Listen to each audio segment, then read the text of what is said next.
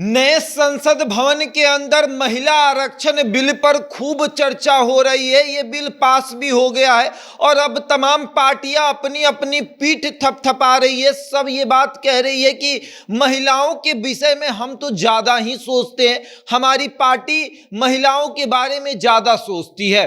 तो अब हमने सोचा कि भाई अब आकलन किया जाए कि वाकई में कौन ऐसी बिहार की पार्टी है जो महिलाओं के बारे में सोचती है। बिहार छोड़ दीजिए कि देश की कौन सी ऐसी पार्टी है जो महिलाओं के बारे में सोचती है। तो हमने लोकसभा का 2019 में जो लोकसभा का चुनाव हुआ था उसका थोड़ा सा डाटा जो है वो निकाला कि आखिर बिहार के 40 सीटों में किस पार्टी ने कितने महिलाओं को उम्मीदवार बनाया था। आखिर जब सब लोग दावा कर रहे हैं कि भाई महिलाओं के विषय में हम ज्यादा सोचते हैं, तो वाकई में महिलाओं के बारे में कौन सोचता है। हमने सोचा कि थोड़ा सा आपको भी इस बात की जानकारी दी जाए कि असल में महिलाओं के बारे में कौन ऐसी पार्टी है जो ज्यादा सोचती है। लेकिन उसके पहले नमस्कार, मेरा नाम शशांक पांडे है। आप जनता जंक्शन पर मुझे देख रहे हैं, कैमरे के पीछे विशाल खड़े हैं। और अब आते हैं कि 2024 में लोकसभा का चुनाव आने वाला है और इसको लेकर एक मजबूत तैयारी की गई। महिला आरक्षण बिल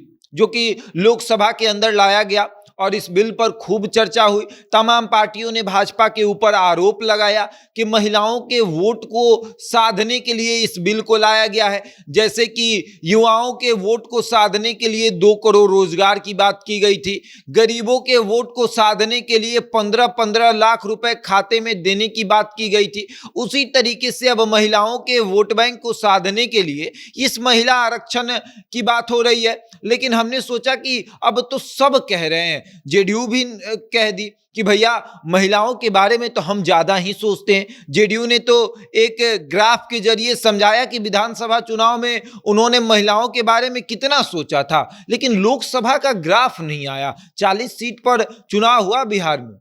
हमने बिहार का ही जो है डेटा निकाला है कि आखिर बिहार में 40 सीटों पर महिलाओं को कितने सीटों पर उम्मीदवार बनाया गया था। आखिर तमाम पार्टियां कह रही है कि भैया हम ज्यादा करते हैं, हम ज्यादा करते हैं, तो आखिर सबसे अधिक कौन करता है। लालू यादव पर यह आरोप लगता है कि वो महिला आरक्षण बिल का विरोध कर रहे थे। यादवों के ऊपर आरोप लगता है कि तमाम यादव नेता मिलकर महिला आरक्षण बिल का सदन में विरोध कर रहे थे। लेकिन अब जब हमने ये पूरी जानकारी इकट्ठा की कि आखिर 2019 में कितने महिलाओं को उम्मीदवार बनाया गया था, तो उसमें राजद जो है वो आगे निकलते हुए नजर आई।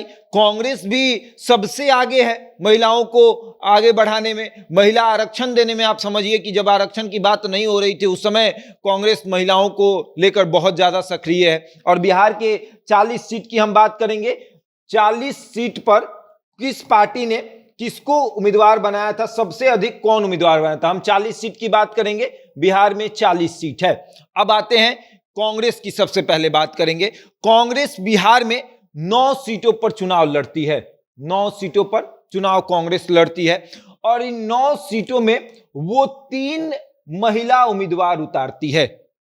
9 में 3 महिला उम्मीदवार। अब आते हैं जेडीयू की। जेडीयू 17 सीटों पर चुनाव लड़ती है और 17 में 1 महिला उम्मीदवार को उतारती है मैदान में। जेडीयू की 1 महिला उम्मीदवार। अब आते हैं आपको राजद के बारे में बात करेंगे। राजद 19 सीटों पर चुनाव लड़ती है और 19 में से वो 3 को महिला उम्मीदवार बनाती है। और फिर आते हैं आपको, अब बात करेंगे हम एलजेपी यानी चिराग पासवान की पार्टी। हालांकि अब तो टूट चुकी है, अब पशुपति पारस एक खेमा बन चुका है, एक खेमा चिराग पासवान का बन चुका है। लेकिन हम उस खेमे की बात नहीं करेंगे। 2019 में एलजेपी चुनाव लड़ी थी और एलजेपी 6 सीटों पर चुनाव लड़ी थी और 1 महिला उम्मीदवार को उतारा था उन्होंने मैदान में। अब आते हैं भारतीय जनता पार्टी। भारतीय जनता पार्टी 17 सीटों पर चुनाव लड़ती है और 1 महिला उम्मीदवार जो है वो मैदान में उतारती है। यानी कि जेडीयू और बीजेपी दोनों बराबर है, दोनों महिला को लेकर एक बराबर आप समझिए कि है। जेडीयू भी 17 सीट पर चुनाव लड़ी थी 2019 में, 1 महिला उम्मीदवार। भाजपा भी 17 सीट पर चुनाव लड़ी थी, 1 महिला उम्मीदवार। और राजद जो है वो 19 सीट पर चुनाव लड़ी, 3 महिला उम्मीदवार। कांग्रेस जो है वो 9 सीट पर चुनाव लड़ती है, 3 महिला उम्मीदवार।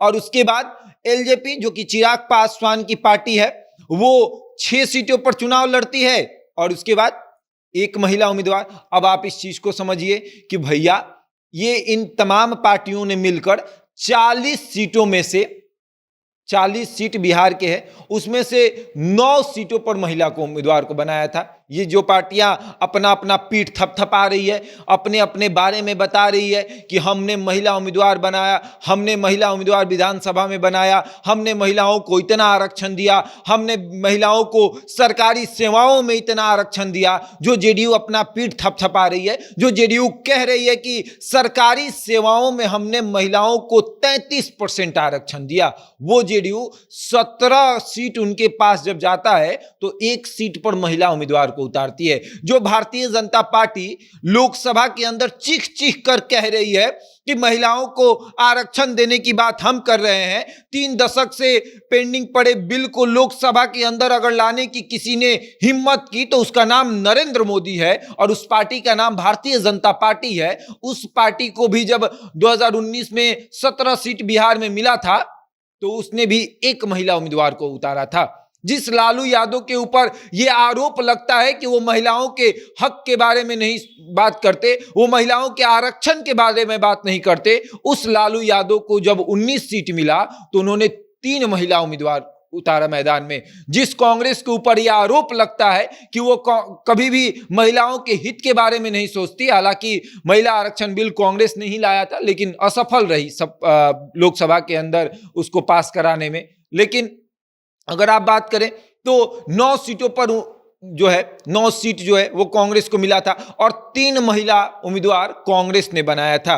एलजेपी यानी चिराग पासवान की भी पार्टी इसमें पहले नंबर पे है भाई, 6 सीट मिला और एक महिला उम्मीदवार। यानी अगर बात हम करेंगे तो कांग्रेस सबसे आगे है, 9 सीट में 3 महिला उम्मीदवार को बना देता है। उसके बाद 6 सीटों पर वो सभी मतलब पुरुष जो है मैदान में उतरते हैं, वहां भी जाति देखा जाता है। हम अभी जाति की बात नहीं करेंगे, हम महिला पुरुष की बात करेंगे। हम महिला आरक्षण बिल पर जो चर्चा हो रही है लोकसभा के अंदर, राज्यसभा के अंदर, तमाम पार्टियां चीख चीख कर ये बोल रही, तमाम पार्टियों के जो सांसद हैं वो गिनवा रहे हैं कि हमने कितना आरक्षण दिया, हमने महिलाओं के बारे में कितना बात किया, हमने महिलाओं के लिए ये काम किया। तो हमने सोचा कि भाई चुनाव में देख लिया जाए किसने महिला को ज्यादा उम्मीदवार बनाया, किस पार्टी ने महिलाओं के बारे में सोचा। तो यही डेटा है।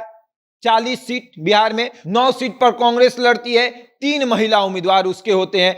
17 सीट पर जेडीयू लड़ती है, 1 महिला उम्मीदवार उनके होते हैं। और उसके बाद राजद 19 पर लड़ती है, 3 महिला उम्मीदवार उनके होते हैं। और भारतीय जनता पार्टी 17 पर लड़ती है, 1 महिला उम्मीदवार। और एलजेपी 6 पर लड़कर 1 महिला उम्मीदवार। और अब बात करें कि जीतकर कौन कौन गया है, तो जीतकर आप देखेंगे तो कांग्रेस की 3 महिला उम्मीदवार हार गई, राजद की 3 महिला उम्मीदवार हार गई, और उसके बाद जेडीयू की 1 महिला उम्मीदवार जो कि सीवान से थी, आपको कविता सिंह, वो जीत कर चली जाती हैं। उसके बाद एलजेपी से आपको बीना सिंह, वो जीत कर जाती हैं। और उसके बाद भारतीय जनता पार्टी से भी 1 उम्मीदवार जो है वो जीत कर सदन जाती हैं। और अब महिलाओं के बारे में कौन सबसे ज्यादा सोचता है वो आप बताइए, कमेंट बॉक्स में बताइए कि इस पूरे गुनागणित से आपने क्या समझा कि आखिर महिलाओं के हक के बारे में कौन पार्टी सबसे ज्यादा सोचती है। बहरहाल इस खबर में इतना ही। बने रहे हमारे साथ और देखते रहे जनता जंक्शन।